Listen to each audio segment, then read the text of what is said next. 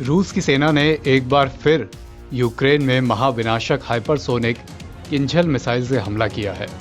रूस ने कहा है कि इस ताज़ा हमले के जरिए यूक्रेन के एक तेल डिपो को तबाह कर दिया गया है।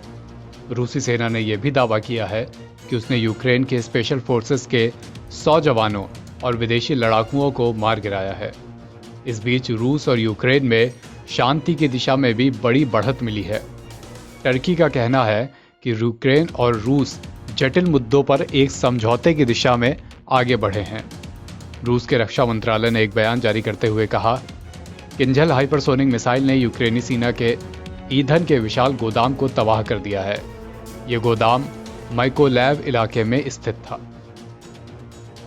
रूस ने कहा कि इस गोदाम के जरिए ही यूक्रेन की सेना को देश के दक्षिणी इलाके में तेल की सप्लाई की जा रही थी। इस बीच टर्की के विदेश मंत्री ने कहा है कि रूस और यूक्रेन जटिल मुद्दों पर एक समझौते की दिशा में आगे बढ़ रहे हैं और कुछ विषयों पर सहमति भी बन गई है।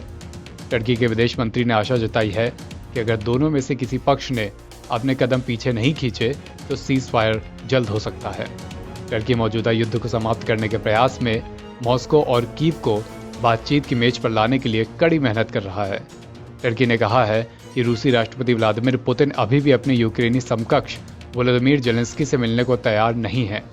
एक सरकारी प्रवक्ता इब्राहिम कालिन ने कहा है कि राष्ट्रपति रेसेप तय्यिप एर्दोगन ने इस चल रहे युद्ध को समाप्त करने के प्रयास में टर्की में दोनों युद्धरत देशों के नेताओं की एक बैठक का प्रस्ताव रखा है। कालिन के हवाले से कहा गया, जेलेंस्की ऐसा करने के लिए तैयार हैं, इसके विपरीत पुतिन तैयार नहीं है। प्रस्ताव के अनुसार एर्दोगन की प्रस्तावित बैठक में मुख्य फोकस यूक्रेन और रूस के बीच संभावित समझौते पर होगा, जिसके बाद समझौते पर विस्तृत चर्चा जारी रहेगी।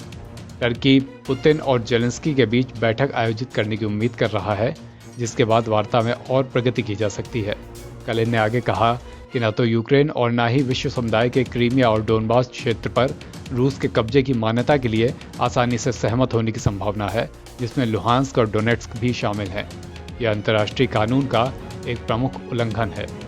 वहीं यूक्रेन के राष्ट्रपति वोलोदिमीर जेलेंस्की ने देश के उन 11 राजनीतिक दलों की गतिविधियों को निलंबित करने का आदेश दिया है जिनके संबंध रूस से हैं। एनबीटी ऑनलाइन की रिपोर्ट।